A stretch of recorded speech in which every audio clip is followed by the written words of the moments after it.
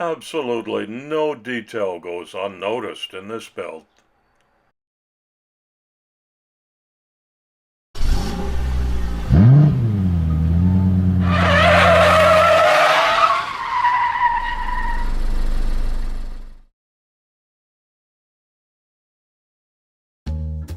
Hi everybody, and a warm welcome back to Maple Leaf Customs in Switzerland.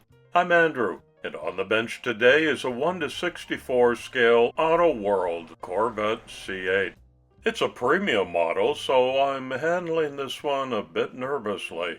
Hard to improve on something so nice as this. I got this in a mail call from my good friend David at TWYCE Diecast, along with so many other goodies that he sent. Sorry it's taken me so long to get at this one, David. I've been building up my nerves. My plan for this is to convert the C8, as beautiful as it is, into a Sebring Racing C8.R, based on some Google images and actual models that I've found and photographed in stores. If you've ever taken apart a premium casting, and why would you if you got any brains at all, you will discover right at this point how well everything is made and put together. I'm trying to decide whether or not to take the glass out, which would require an awful lot of work, or just tape it over for the paint prep and airbrushing. These are the other small parts that are under the metal chassis.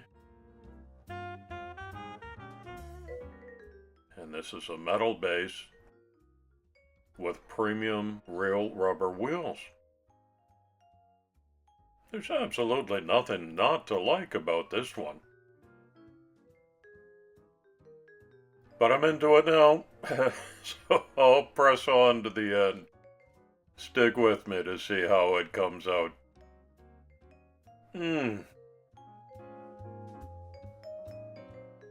So, I decided that taping over the windows and the lights and some of the raised features was the best way to go.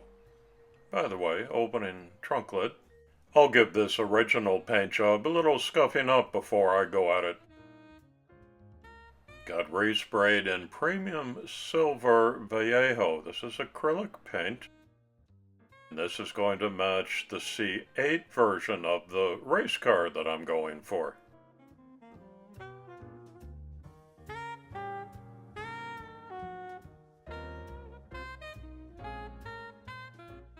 After this long and laborious unmasking process, only a few small touch-ups were required, which I do by hand.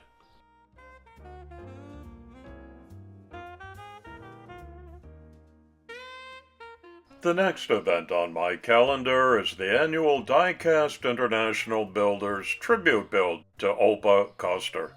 The Four Horsemen theme for the end of the month is barn finds. My Canada Day Invitational is scheduled for July 1st, and right after that is the 4th of July for an American-themed Silverado. I hope you'll tune in for each and every one of these builds, and give this video a thumbs up if this is your jam. That's what helps my channel the most. I'd love to see you come back as a subscriber. It's absolutely free. The C8 is the 8th generation of the Corvette sports car manufactured by American automobile company Chevrolet. It was GM's first rear mid-engine sports car since the Fiero, and it's the first rear mid-engine Corvette since the model's introduction in 1953. The C8 made its official debut 6 years ago this week on July 18th, 2019. The convertible version was unveiled 3 months later in October during a media event at the Kennedy Space Center to coincide with the 50th anniversary of the Apollo 11 mission. Chevy offers several versions of the C8. The Stingray was available as a 2-door target top or a retractable hardtop convertible. The Z06 came out next. The E-Ray Performance Hybrid version, which was unveiled in 2023, and most recently, the ZR1, the most powerful Corvette to date, with a turbocharged engine. That came out in 2024. The release of the C8 caused a real stir. Now, I'm no Corvette aficionado, but I am, like many of us, a big fan of the marque.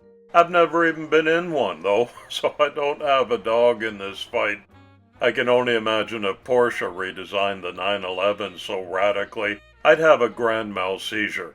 But I will submit to you here that I like the looks of the C8, both the stock and especially the racing version.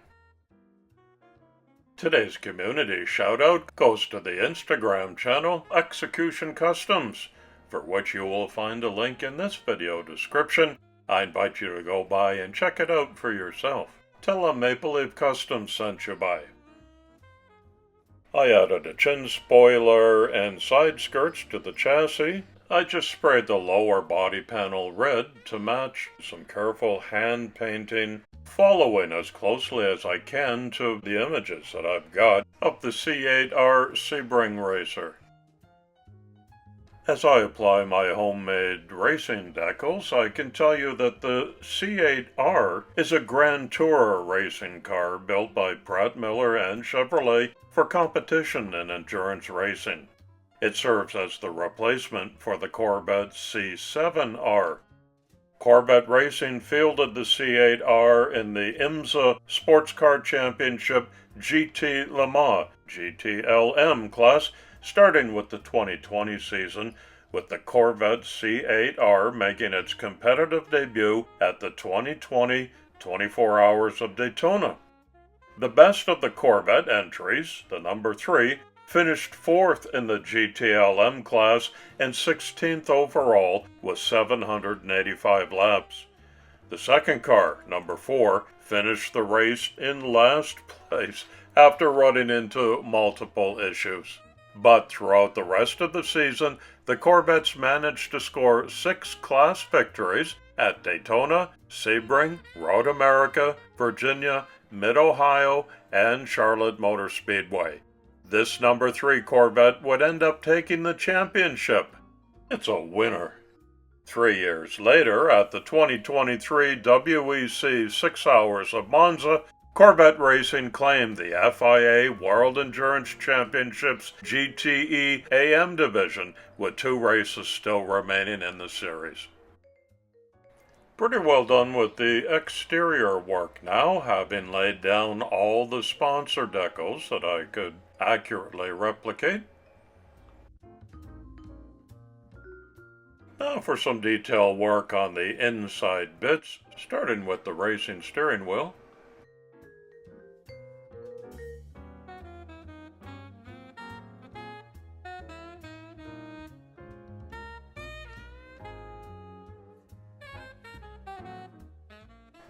I sprayed the interior matte black, and now I want to customize the racing seats.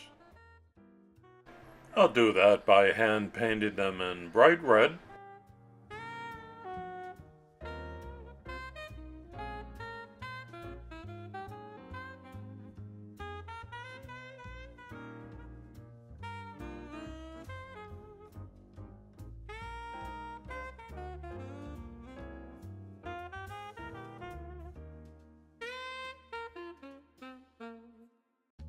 Once the paint is dried up, I can apply the safety harnesses that I've simply printed on regular computer paper. They're not decals. I secure those with a generous amount of Mod Podge that dries clear. Too bad you won't really see this when it's all done. At some point in this conversion process, I really scratched up the original windshield and I had to replace it with a single piece of clear plastic, which I'm now applying a final decal to match the C8.R racer.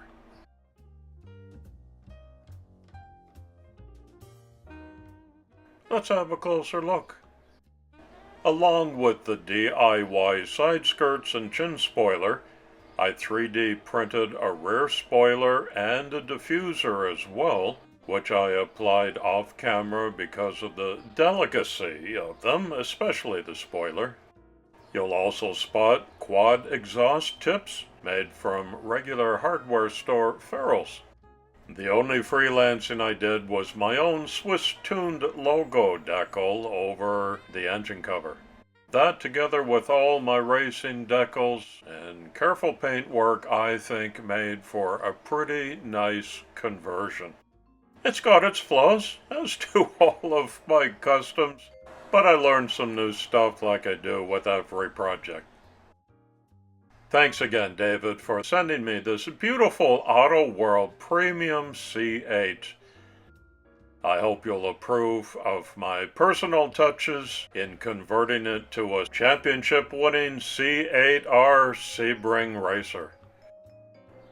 The premium casting was flawless, but for me the hobby is taking on a challenge and pushing myself a little bit further each time. This is the second time I've converted a premium into a race version.